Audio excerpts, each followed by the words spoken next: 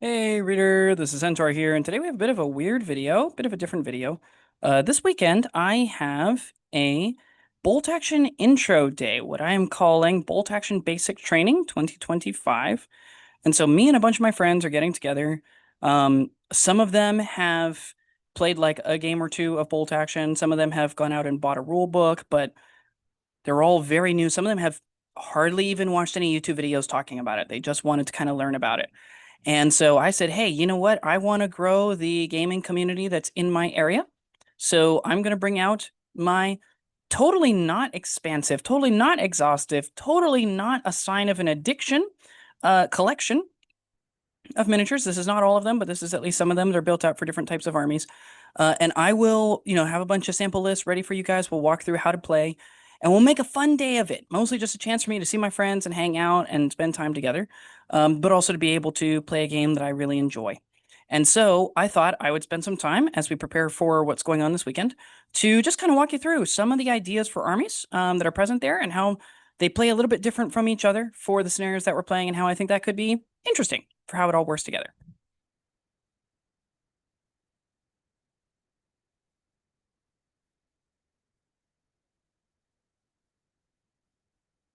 And so, trying to keep the camera as steady as I possibly can. I'm very sorry, by the way. We've got over there starting at the back left, we've got an American force. This one relies on mostly American airborne troops. You've also got like some glider support troops and stuff like that that'll be coming in. In the first round, we're only doing an infantry rifle platoon with an officer and two infantry sections, and then we're doing some sort of officer leading a heavy weapons platoon that consists of one mortar of some style and one machine gun team. And then in round two, we're going to swap out the heavy weapons platoon. We're going to increase the points limit, and we're going to add in armor, and we'll add in things like snipers and AT teams as well. So, in general, you're starting at 6 order dice in round one. You're going to be going somewhere between 7 and 9 order dice in round two. But the first one's just it's an M4 Sherman and then one of those wonderful Jeeps. One of those cool. I think this one's the reconnaissance Jeep, the recce Jeep, I want to say, supporting a bunch of airborne troops. And then right in front of them, we've got some French colonial forces. I have not settled yet on the painting scheme or the basing scheme yet, which is why they aren't really based yet. And then they'll be backed up by double Samoas in the second round is the plan. But relying on those Moroccans and Senegalese troops, we've got some cavalry units, in this case, some Spahi troops from some of the files that I found online. So kind of cool. They got the French Foreign Legion hats, which is awesome. And the nice thing too about running French Foreign Legion troops is that you can use Moroccan color schemes, so you can get like stripy clothes, which is different. You don't always see those. I got to use some colors I didn't normally use, which is always nice. And then we got some Winter Soviets going on over there in the back. They start out with submachine gun squads and guardsmen, and then later on they'll add an inexperienced conscript sort of squad along with a T-26 and a T-34. Just some classic Soviet sort of things, not borrowing too deep into Lend-Lease, so that way, Americans can play with American stuff and other people can play with other stuff. And then we got a U.S. Rangers. The plan is Operation Torch 1942. And so you've got some U.S. Ranger squads backed up later on by a veteran officer, and the U.S. Ranger squads all have the Rangers lead the way special rule. And then when we jump to the 600-point list from the 400-point list, you end up with a veteran bazooka team that also has Rangers lead the way. And they're going to be backed up by, it's another Jeep. I think it's another reconnaissance Jeep and the M3 Stuart. So, again, solidly beginning of the invasion of North Africa. I wanted to add an M3 Lee because I'm a Lee guy, but 600 points is just so small, especially if you want to go with veteran troops to add in a Lee. So I did not do that. We got some Frenchies over here in the back, starting off with, cavalry and Dragon Porte infantry. And then later on, they'll be adding their AT rifle teams alongside I think it's a Renault R40 and a Char 2C, because you know what? Why not introduce them to the battleship on land? It's big, it's fun, it's only got a light howitzer, so going up against enemy armor is actually going to be relatively difficult for this list, considering you're relying on a light AT gun, a light howitzer, and an AT rifle. So, not the greatest in terms of armor removal, but loads of fun to use, hopefully. And then right in front of them, we have a Belgian army with a mix of traditional Belgian infantry, Chasseurs Ardennais, and then you got two of those really, really cheap, really, really tiny tank destroyers on the Cardin Lloyd chassis that I pumped up in the Belgium video. Next to them, we have my beginning force here in bolt action, which is Poland. So we're leading off with some infantry, dismounted infantry supporting cavalry. And then we later on end up adding another squad of cavalry alongside a TKS tankette and a 7TP tank, which is mostly just because I do want to encourage people not just to take the tankettes. I do find that the 7TP is still useful in 3rd edition. More on that maybe in a future video when we talk about that. But at the very least, I wanted them to have an anti-tank gun because for new players coming to the game, they're going to get frustrated if the answer is just, well, try to pin them down. And that doesn't work. So I'm going to give them something that has a bit of punch. And Poland doesn't have a lot that has a lot of punch. They cap out at pen +4. So it's kind of all we have. And then in front of them, we've got an early war blitzkrieg German army. So, you got a mix of, some submachine guns, some light machine guns, let them play with some toys, which is great. And then later on, we end up adding, I think it's an AT rifle, if I'm not mistaken, alongside a Panzer II and an early war Panzer III. So, kind of more traditional to how Germans actually play. But then we've got some other, kind of plays off of that. So, for example, we have a Panzer II escorted by a Stug, alongside larger numbers and volumes of infantry and specifically machine guns. So for people who want to lean into the machine gun rule, we got a lot more of those. And then in front of those bad boys, we got some British paratroopers supported by some standard British infantry. We later on end up adding a Guards Piat because I think that's the way to run Piats in 3rd edition, is you run them with the Guard subtype, run them for 50 points veteran. 50 points veteran, or you could have run 42 points regular. I tend to find the extra 8 points is well worth it, just kicking them up to veteran.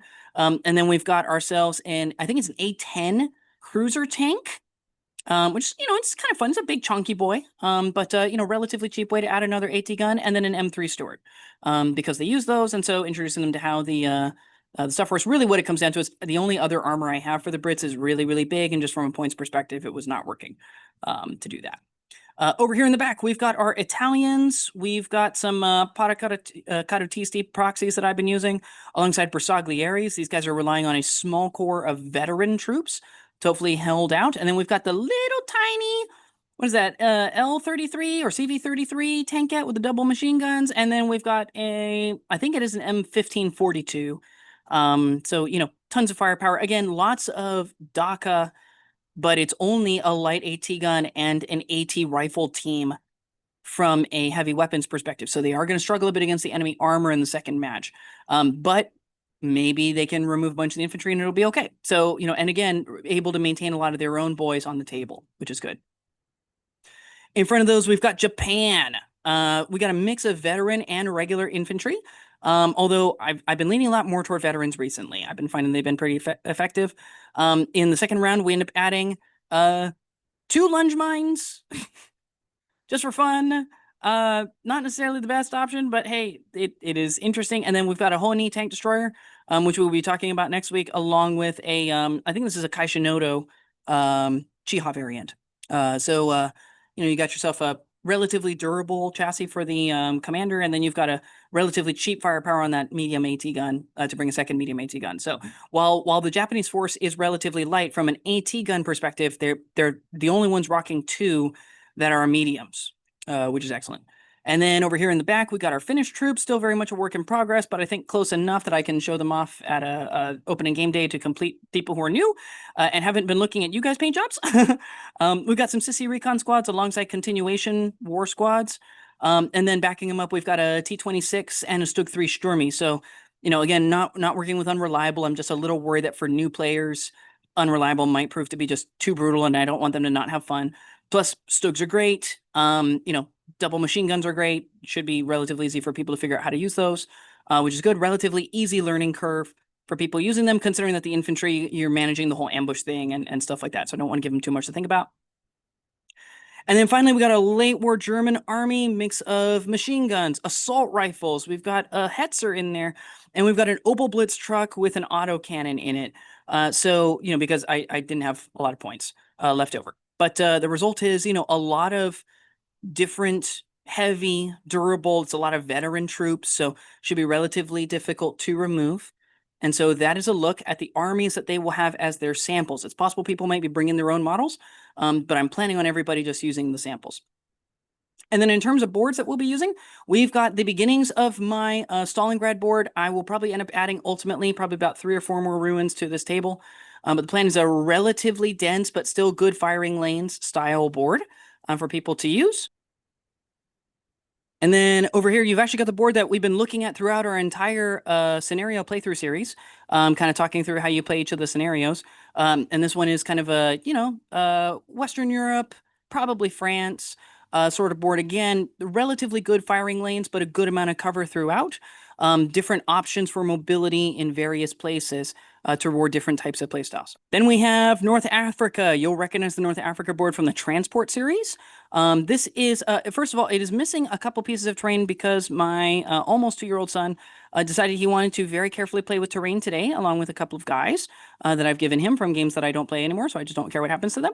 And he did a really good job of being safe with them. So good job, buddy. Well done, Baby Centaur. But the result is, this is actually more, it should be more dense than it actually is, and it will be. It's just that my son ran off with some of the terrain. But again, relatively close quarters. This one's relatively tight, but there's about a quarter to a third of the board that's very open. So if you needed to rush people to a given place, you'd have a lot of room to be able to do that with admittedly a bit of soft cover to protect you from the fields. And then you've got my Western Europe, though I guess it could be part of Eastern Europe kind of farmhouse community. You'll recognize this one from the glider video when we talked about how to do combat jump and gliders and such. But yeah, you've got kind of like an area that's kind of a bit roped off by rivers, so there is a big reason to take amphibious vehicles and for you to be moving infantry over in order to get to spots like that. But most of it's going to be dominated by the presence of line of sight blocking terrain in the forms of walls and buildings and ruins. You've got some trenches built up in various places. You've got some forests in different places. So there's going to be a lot of different stuff to work around.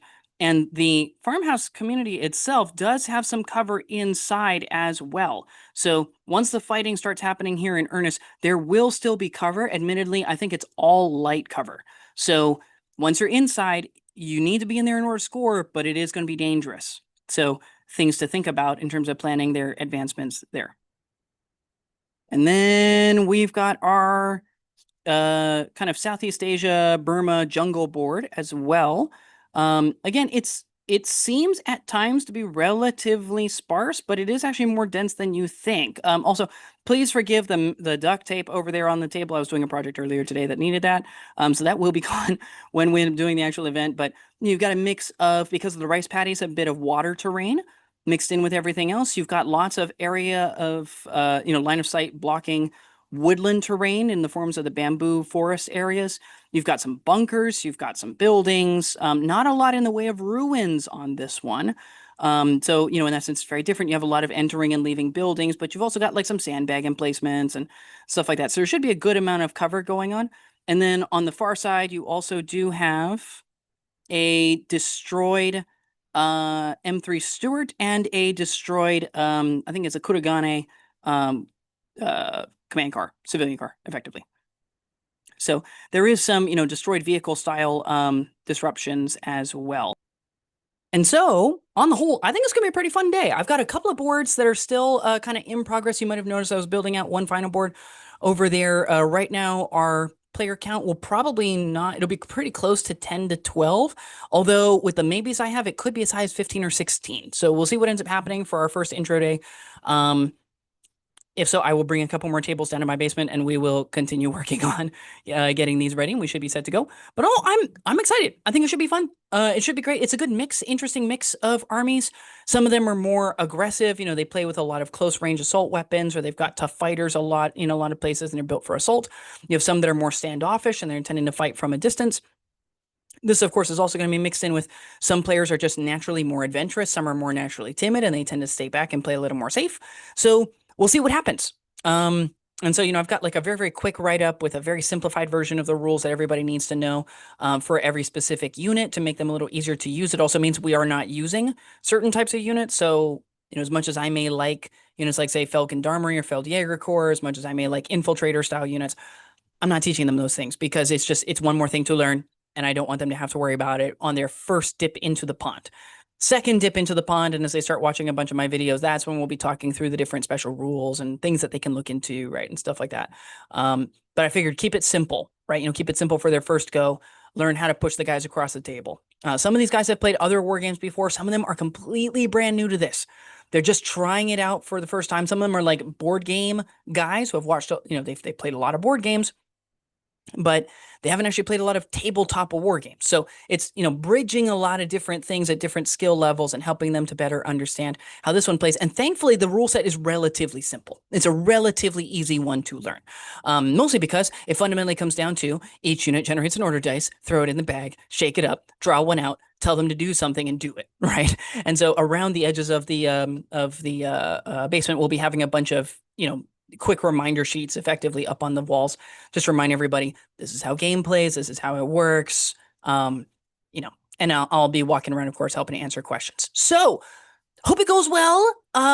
Wish us well because you just never know how it goes. And we may end up doing an after action report, kind of talking through different stuff. And we'll go from there. So more on that in the future. Hope that you guys are doing well. Hope that you've enjoyed this.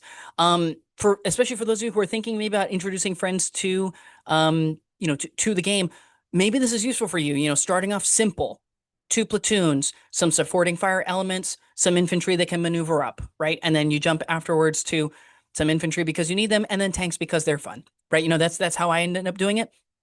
Would be very curious to see what you think, and we will go from there. So just leave your thoughts down below, and I'll see you next time.